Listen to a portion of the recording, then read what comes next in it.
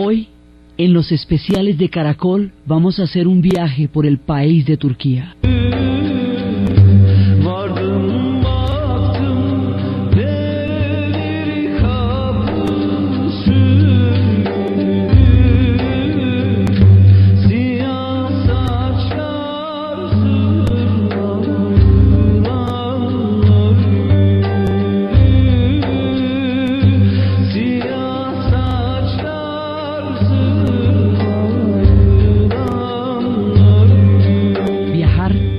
País de Turquía, por la República de Turquía, es prepararse para un sinnúmero de sorpresas, para la entrada a la puerta maravillosa, a la sagrada puerta. Lo primero que pasa es que llegando por el mar, después de la cantidad de islas que hay antes, son un montón que se llaman las Dodecaneso, 12, 14 islas. Van apareciendo unas tras otras las islas, hasta que desde pronto, desde Rodas se divisa una isla mucho más grande. Entonces uno pregunta, ¿y esa isla tan grande que se ve ahí, qué es? Entonces le contestan a uno, es Turquía.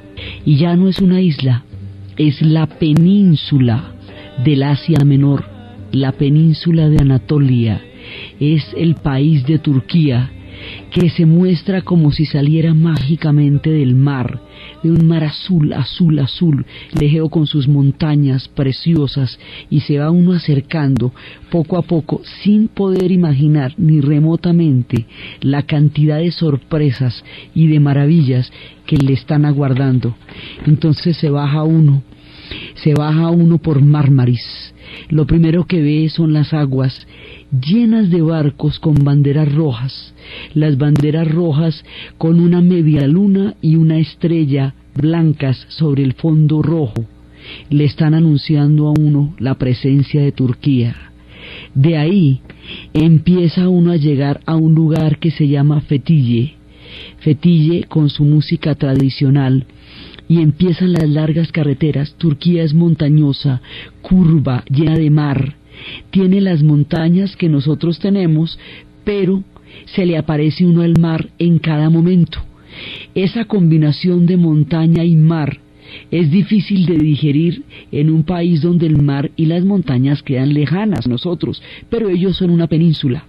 Entonces el agua está bordeándolos en todos sus increíbles colores, en cada uno de los rincones por donde uno empieza esas larguísimas horas de carretera de un país inmenso, y empieza a aparecer la historia en todos los rincones, y empiezan a aparecer las tradiciones, y va uno bajando de la montaña hacia una bahía maravillosa, la bahía de Kekova, que tiene ciudades empotradas en la roca. Por la cantidad de terremotos, hubo pueblos que decidieron de una vez hacer las montañas excavadas en la misma roca. Entonces hay el equivalente a salas y a comedores en la misma roca, y debajo, en la plataforma submarina, las ciudades sumergidas que se ven allá, y en ese camino van apareciendo muchas sorpresas. Aparecen ciudades en el agua, ciudades empotradas en la montaña, y de repente seguimos el camino y nos aparece una antigua iglesia, la iglesia dedicada a San Nicolás en Nimre. Y resulta que la leyenda de San Nicolás, que tantas veces las hemos contado en la Navidad, que era en el Asia Menor, que había empezado en aquel tiempo, la leyenda dice en Esmirna, ellos dicen en Nimre, y al lado, pero allá ellos donde sitúan, y allá está la iglesia con sus frescos, restaurándose, hermosa, pequeña, íntima, con la figura de San Nicolás, que es el origen histórico de Santa Claus, que de ahí en adelante llegaría por la vía de los navegantes y del milagro de los naufragios, llegaría hacia, por las historias de los navegantes, llegaría hacia el mundo de los vikingos, al mundo de los holandeses, que lo llamarían Santa Claus, y ellos después irían más adelante a Nueva Ámsterdam, que sería Nueva York, y esta figura llegaría a Escandinavia y al Polo Norte. Esa figura recorrería el mundo hasta llegar a los centros comerciales. Bueno, pues esa figura que va a salir hasta allá la encontramos remota en una iglesia en Nimre, y después las ciudades empotradas en la piedra, empotradas en la montaña, en la roca viva, donde se ve desde el milagro de las aguas la remota esperanza de un pasado que existió populoso, y uno piensa que está llegando al pasado, pero este es un país pujante de futuro. Apenas empezamos a bordear sus costas y a rasguñar sus ciudades submarinas, sus ciudades en la roca, sus paisajes impresionantes y sus larguísimas carreteras.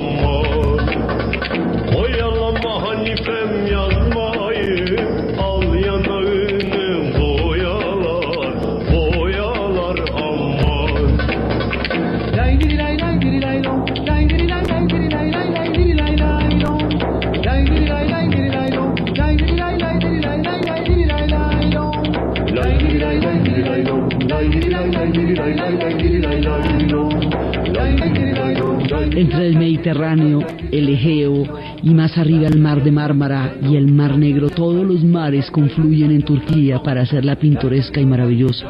Después de llegar al extremo del mapa, ya en las aguas del Mediterráneo, la bahía de Kekova, uno se devuelve a Fethiye y sube, y empieza a subir por el Egeo, y al subir por el Egeo se encuentra el mundo griego, porque el antiguo mundo griego es un territorio geográficamente distinto a los países que hoy están allá. Entonces cubría no solamente la península ática, la isla del Peloponeso, las islas Cícladas y el Dodecaneso, sino las costas occidentales de Turquía.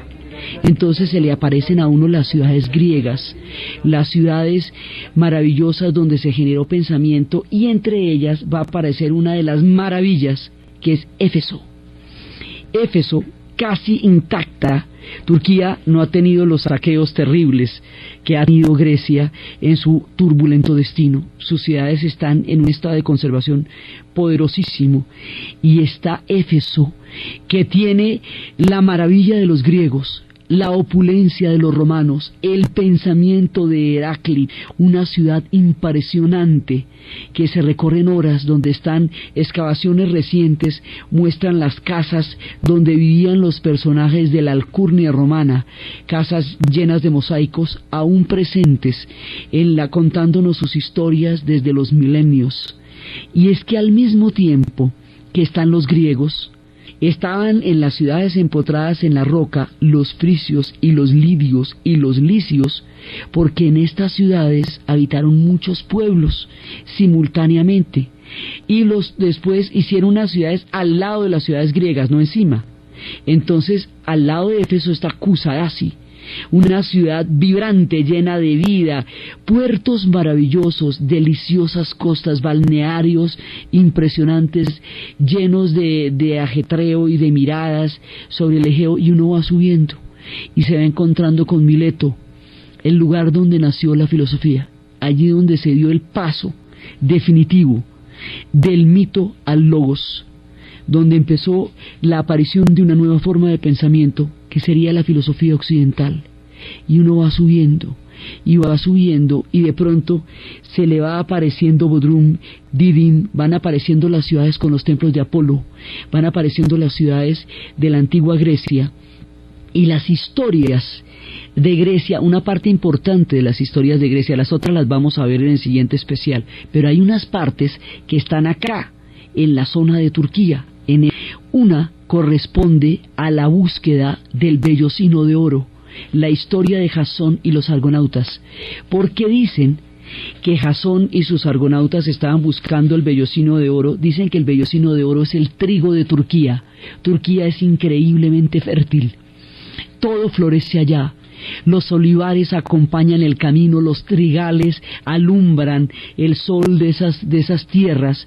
Entonces, mientras que los Balcanes son tierras más áridas, así que la búsqueda del trigo era tan importante como el vellocino de oro, que había hecho que Jasón convocara a Atalanta, la de los pies ligeros, a Linceo, el de la vista que se pierde en los confines, a Hércules para que lo ayudara, y a Orfeo, el de la lira, y que Argos hiciera la barca para llegar al vellocino de oro. También en estas tierras quedaba Troya, y las historias de dónde salieron los buques para Troya las veremos en el siguiente especial, pero aquí quedaba Troya.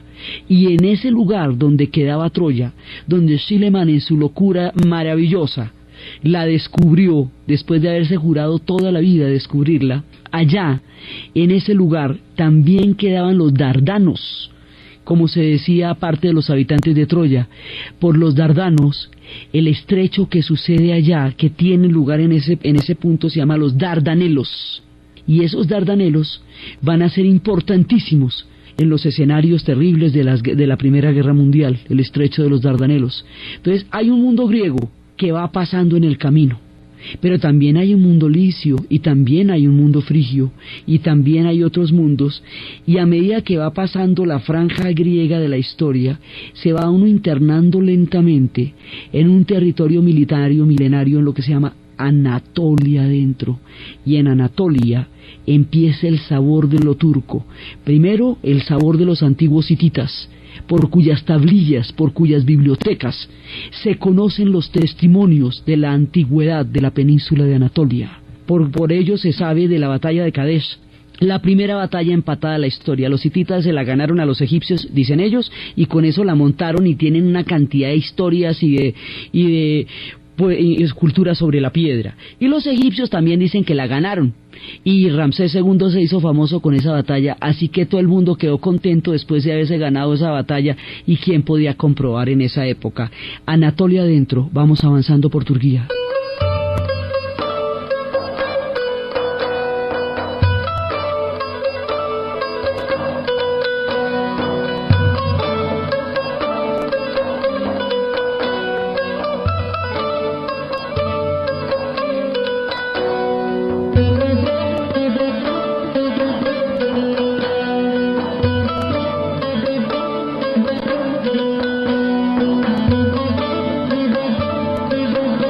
De ahí se coge un avión para llegar hacia Ankara, la capital de Turquía. Es la capital de la moderna República de Turquía. Es la capital de la ruptura con los tiempos antiguos del Imperio Otomano y la llegada a la modernidad. La llegada a la modernidad está marcada por la figura de un padre que se llama Atatürk, el padre de los turcos. Atatürk rescata el país de la olla donde ya lo estaban cocinando, pero era que ya le habían echado la salecita y todo. Después de la disolución del Imperio Otomano, este país fue invadido por todas partes. Lo invadieron los ingleses, lo invadieron los franceses, lo invadieron los italianos, lo invadieron los armenios, bajo figura de protectorado americano posible. Y el día que lo invadieron los griegos, cuya historia contaremos más adelante, el día que lo invadieron los griegos, ya no queda país, ya queda un pedacito de Turquía. Entonces se revela Atatürk, el héroe de Galípoli, y decide que va a torcer el rumbo del destino, y que así no va a permitir que su país desaparezca en la nada, que ya había desaparecido el imperio en 1920, pero ya no podía desaparecer todo el país. Entonces liderará una guerra que ellos llaman la Gran Guerra de Salvación Nacional, y empezará una reforma de las más impresionantes del siglo XX. Va a cambiar el milenario mundo de los sultanes otomanos para convertir a Turquía en un país europeo que entra en el siglo XX, que asuma las costumbres de un siglo vertiginoso. Va a sacar a las mujeres de los harems y les va a dar el primer derecho de la mujer en Turquía, el derecho a un apellido, porque antes formaban parte de manadas. Entonces, el derecho a un apellido. Las mujeres en la educación. Entonces empiezan a mostrar las primeras mujeres que van a ser periodistas, las primeras que van a ser telefonistas, las primeras mujeres que entran al mundo laboral. La reforma está en un mausoleo de un tamaño absolutamente gigantesco, descomunal, que desafía la imaginación por su monumentalidad. Y adelante hay dos torres que se llaman las Torres de las Fronteras Nacionales, el nuevo proyecto de existir Turquía. Y adentro está el museo, y en cada cubículo del museo una parte de la reforma del alfabeto, del antiguo alfabeto turco al alfabeto latino, para que el mundo los entienda, la reforma de las ciencias, la reforma de las artes, la reforma de la educación, reformas profundas en la estructura misma del pueblo para hacer viable la entrada al mundo de los europeos y asumir el quiebre con el pasado. Este hombre hace posible que Turquía exista. y la sacó del fondo de la olla. Ya le habían echado, ya tenía el ajito, la cebolla, todo, o sea, se estaba cocinando una Turquía que se iban a repartir todas, un sancocho de Turquía estaban haciendo, y el hombre la convirtió en un país y convenció a los turcos de que lo acompañaran en su empresa y lo veneran. Él es el padre de Turquía y las mujeres en particular lo veneran porque todos los derechos que tienen se los deben a Ataturk, y eso lo tienen de un clarísimo, pero de un claro. Entonces la capital se volvió Ankara porque nuestra ciudad, la preciosa ciudad, la maravillosa ciudad, Estambul, era la capital del Imperio Otomano. Entonces, para hacer el quiebre con la antigua capital sultanesca, se traslada a la capital Ankara como un proyecto de modernización estilo Brasilia. No sale de la nada, pero sí es una moderna capital que signifique el paso de Turquía a la modernidad. Entonces ella tiene toda la novedad de quien crea una nueva capital para crear un nuevo proyecto de país, un aeropuerto descomunal, moderno, fantástico, unas calles recién hechas, todo es reciente en esta moderna capital de un país tan antiguo, porque el proyecto mismo es reciente. Entonces esto hace que Turquía sea moderna, que sea pop, que sea rock, que sea populosa, que coexistan al mismo tiempo las antiguas y milenarias costumbres de los tiempos de Anatolia y de los tiempos del Islam, coexistan con la modernidad, con la gente pop, con las calles, con las chicas, con los chicos, que más adelante se verían en las populosas calles de Estambul y en el ambiente bohemio, porque hay un mundo bohemio entre los turcos, en su humor, en su hilarante y en su amigable, muy amigable personalidad. Se ve un mundo populoso moderno que es perfectamente entrado en el siglo XXI, vigente y actual. Este país tiene mucho pasado, pero también tiene mucho futuro, y es un país tan populoso en el presente como lo fue en el pasado. A través de la mala prensa, de todas las guerras en las que se metió y todos los pueblos que invadió y todos los conflictos que tuvo, rara vez Occidente se puede asomar a su maravilla, a su vigencia y a su actualidad.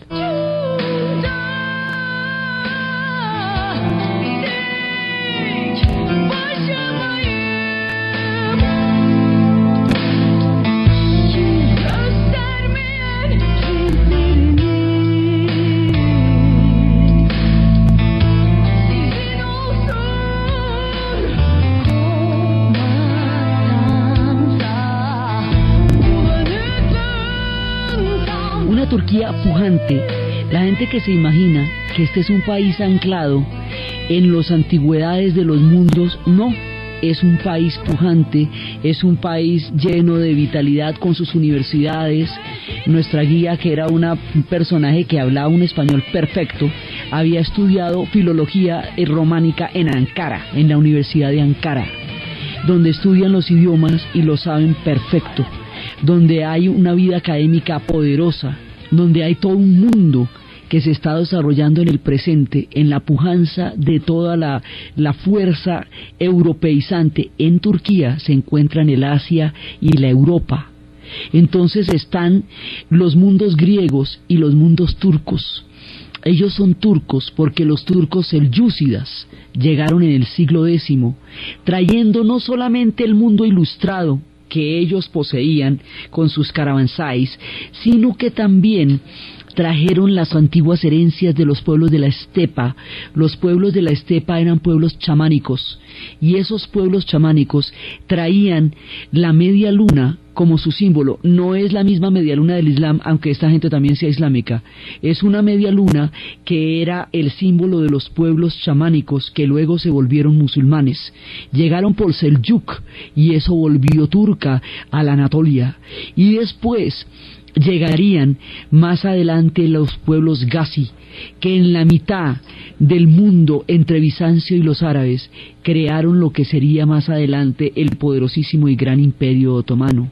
Entonces hay una parte que viene del Asia, que se la va encontrando uno, que es la parte turcomana del Asia central, de la estepa, que va entrando acá con un carácter ilustrado que viene con la influencia persa, porque los persas estuvieron en Anatolia mucho tiempo y luego van a tener mucho que ver en las influencias que estos pueblos tienen. Entonces el Asia se nos aparece y se nos confluye con Europa, y este mundo pop es un mundo europeo y es un mundo asiático, de la modernidad del Asia también, y de la tradición del Asia también, y el orgullo profundo de provenir del mundo turco.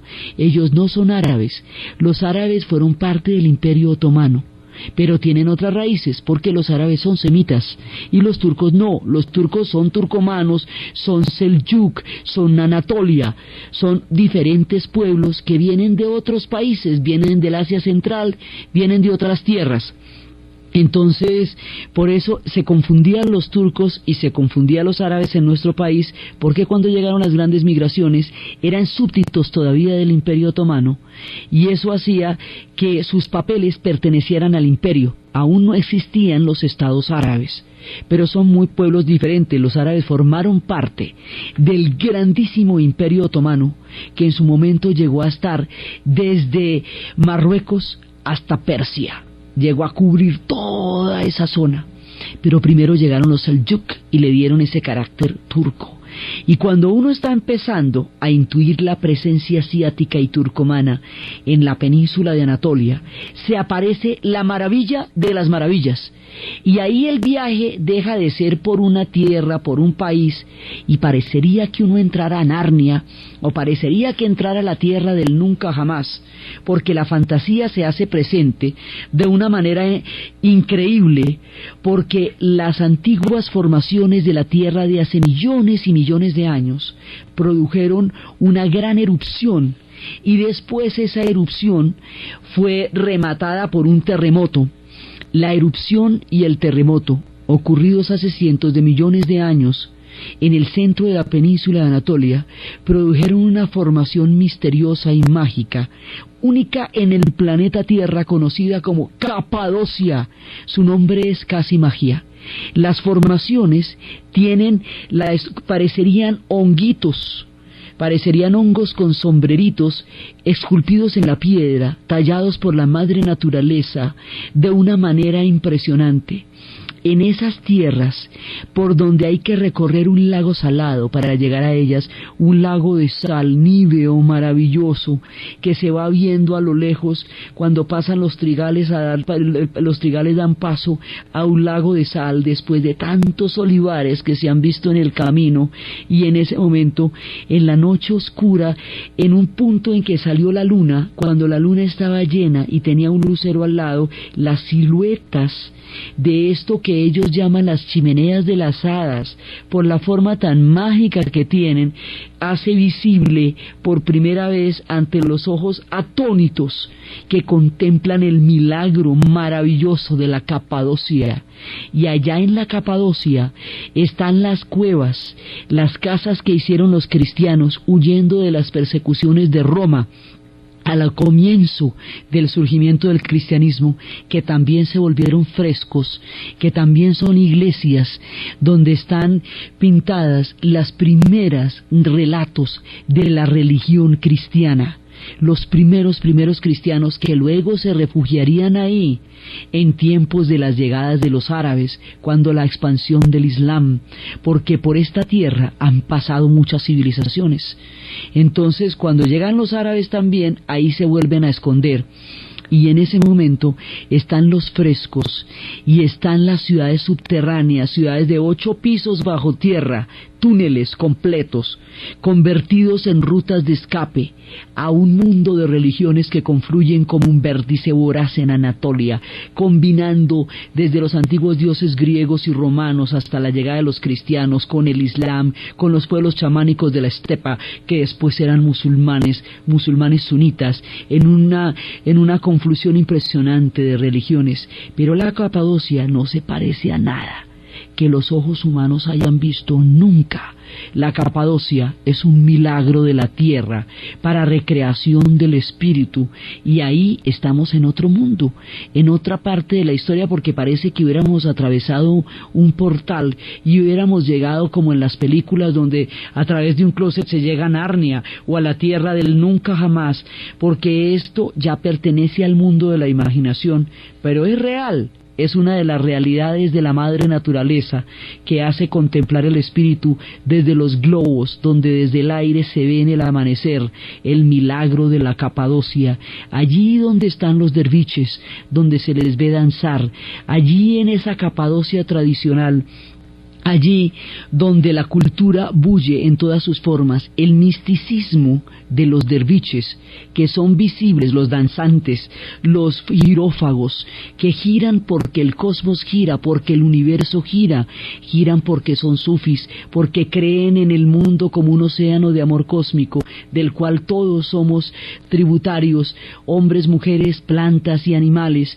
Todos somos susceptibles de entender el torrente del amor, el amor como conocimiento, el amor como espíritu, el amor como una manera de entender el paso por el hombre en la vida y la naturaleza, expresado a través de la danza de ellos, a través de la figura de su padre espiritual, Mevlana, que decía en sus 7 principios: en la generosidad y en la ayuda hacia los otros sé como el río, en la compasión y en la gracia sé como el sol, en la conciliación frente a los defectos de los otros sé como la noche, en la rabia y en la ira y en la furia sé como un muerto, en la modestia y en la humildad sé como la tierra, en la tolerancia sé como el mar.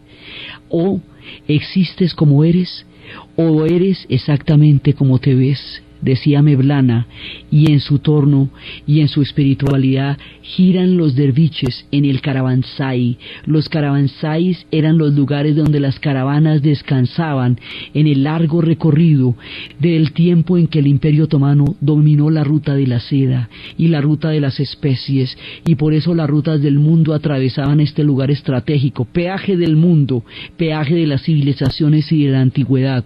Y en los caravansays, donde dormían más o menos cada 40 kilómetros, había un caravansay que calculaba el tiempo de los camellos para llegar al atardecer. Allá en los caravansays bailan los derviches su danza cósmica, su oración circular.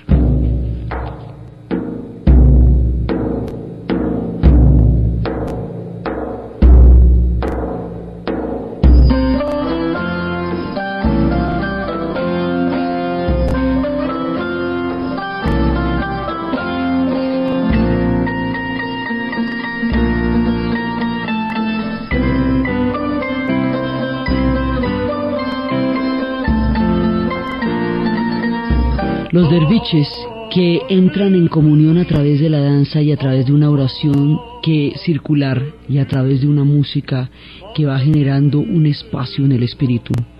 Y el milagro de la Capadocia y el viaje aéreo sobre esta región maravillosa abren en el corazón y en el espíritu nuevas dimensiones nunca antes conocidas acerca de la generosidad y el prodigio de la naturaleza.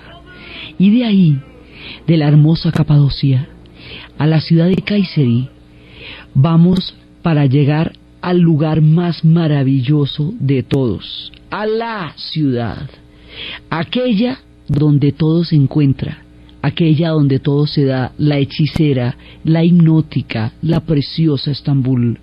Estambul es preciosa por muchas razones.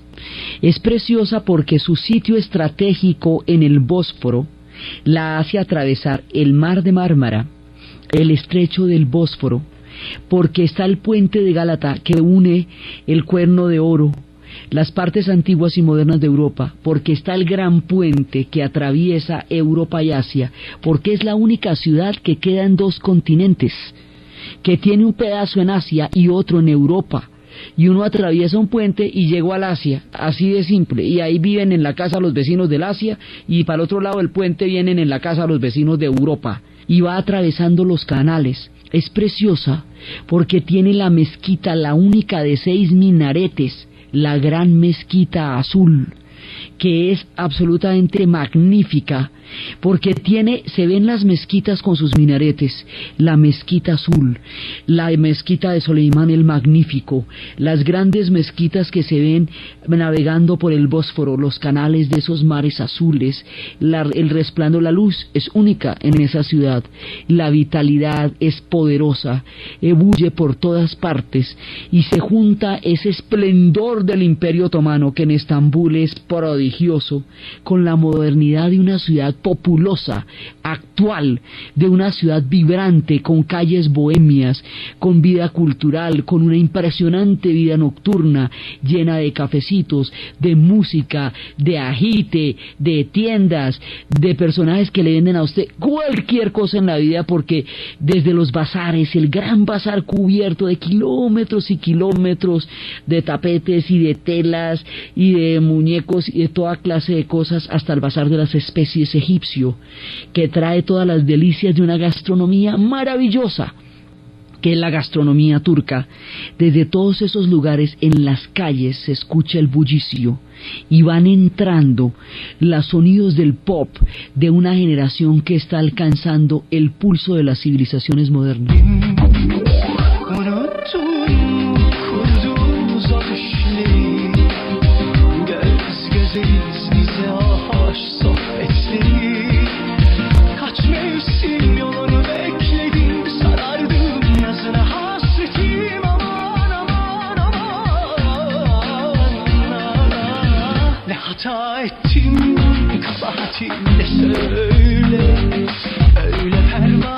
En esta Estambul asiática y europea, con esa luz impresionante, porque es que la luz de un atardecer en Estambul, iluminando al mismo tiempo los minaretes de las mezquitas, el azul del Bósforo, las resplandecientes cúpulas de la ciudad, es un espectáculo en sí mismo, es una sinfonía de colores, y la alegría de ese pueblo y de esa ciudad de Estambul. Allá, en esa Estambul actual, en esa Estambul populosa, esa también es la Estambul de Pamuk, de Orhan Pamuk, de su profunda nostalgia, de su melancolía, de la forma triste como lamenta que el recuerdo otomano se haya resquebrajado en el tiempo tras las voces tan fuertes de la reforma. De unos y de otros hay. En Turquía hay 1000 verdades al mismo tiempo, y es tan seria la reforma de Atatürk, tan clara, tan europeizante y tan poderosa en términos de derechos, como legítima la melancolía que invade el alma de Pamuk cuando piensa en su Estambul otomana. Y hay una Estambul otomana en el palacio de Topkapi, un palacio que desafía la imaginación de los cuentos más atrevidos acerca de lo que pudo haber sido el Oriente. Allá están los sitios para los genízaros, que eran las grandes tropas reclutadas de todas partes del imperio y que eran niños traídos desde pequeños, entrenados en el Islam, que serían la fuerza del imperio.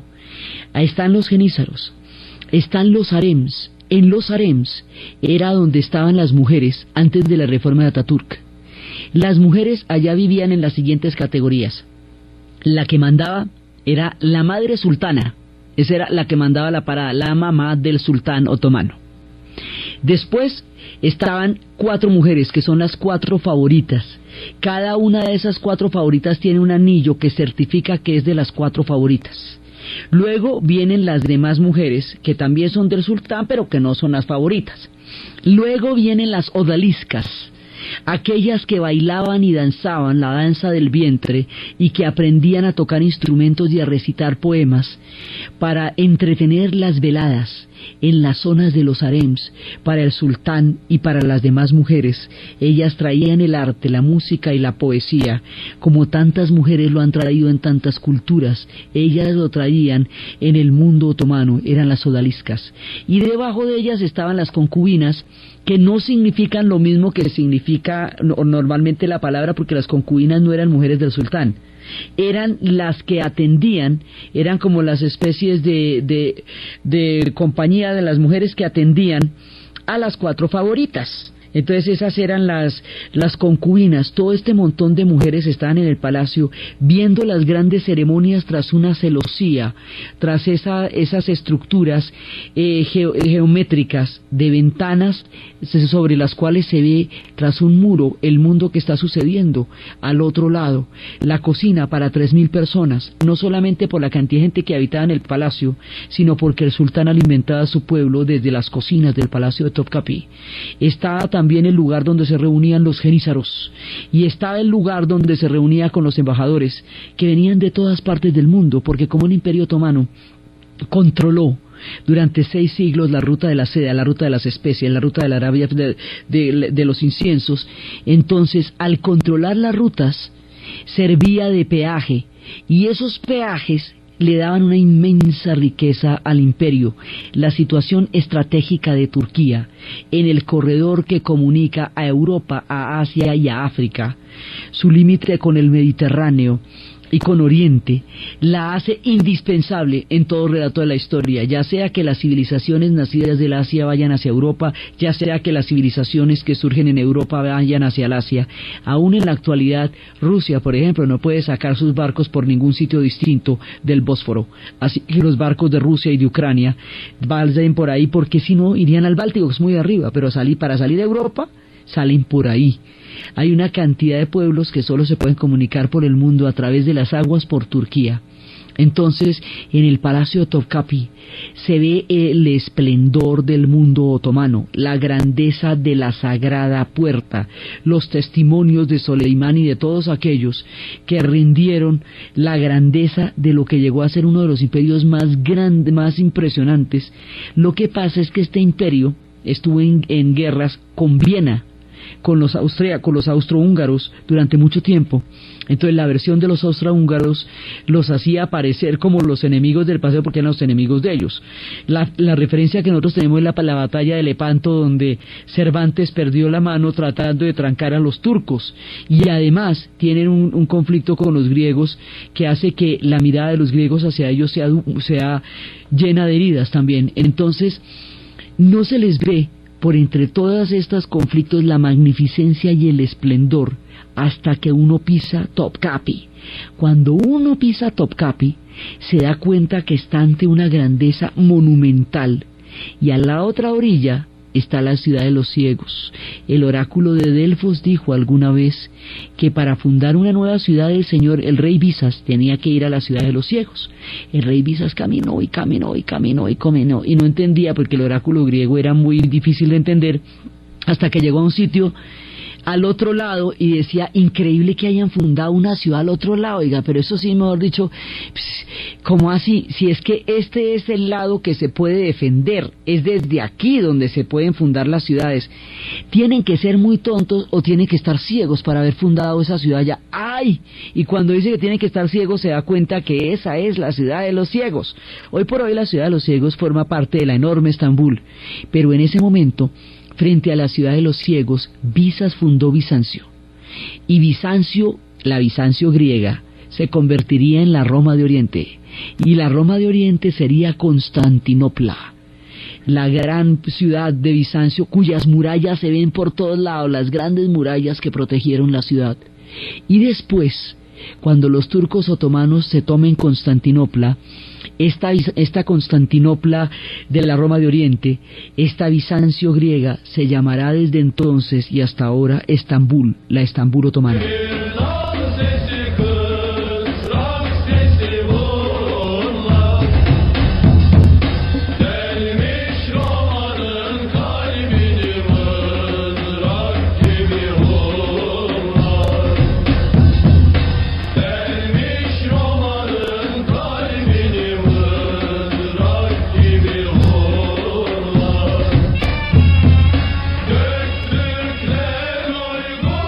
Estos palacios con odaliscas, con genízaros, con favoritas, estos palacios también darían paso a la modernidad. Y estas mujeres saldrían de los harems para convertirse en periodistas y en estudiantes y en mujeres del futuro. Eso también pasó. Y en la ciudad y en los grandes monumentos como la Hagia Sofía, la más importante de las iglesias de Bizancio, que luego, con la llegada de los turcos otomanos sería convertida en mezquita y pondrían los discos del Islam con las letras del Corán en un tamaño gigantesco, y detrás estarían los frescos que estaban en los techos. Esta iglesia, que luego es mezquita, para efectos de la modernidad de Ataturk, se va a convertir en museo. Y así solucionamos el tema de qué tipo de culto habría en esta iglesia, porque así como en España los moros fueron expulsados y sus mezquitas convertidas en catedrales, y sobre la expulsión de los moros se fundó una historia, aquí pasa lo contrario.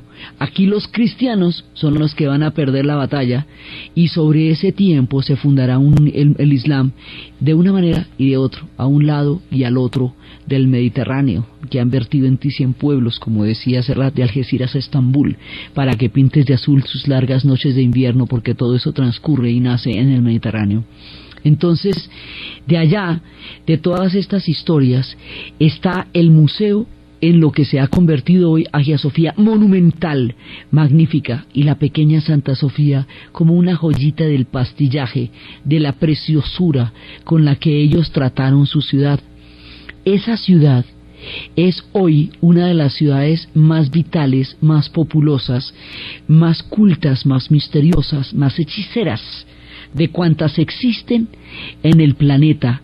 Conserva su pasado, mira a su presente, ama su futuro con toda esperanza. Un pueblo que trata de salir adelante, un pueblo que tiene conflictos como todos los demás pueblos, pero que como todos y como nosotros es mucho más allá de sus conflictos. Sí los tienen, son bravos. Su destino se definirá en las elecciones. Muchas cosas están por pasar en Turquía, pero además de todos sus conflictos hay una Turquía maravillosa, y en eso se parecen mucho también a nosotros. Además de todos nuestros conflictos, hay un país fantástico. Ellos están aprendiendo a mostrarse. Ellos quieren que el mundo conozca su grandeza, no solamente a través de la prensa de Occidente, sino a través de las voces de Turquía.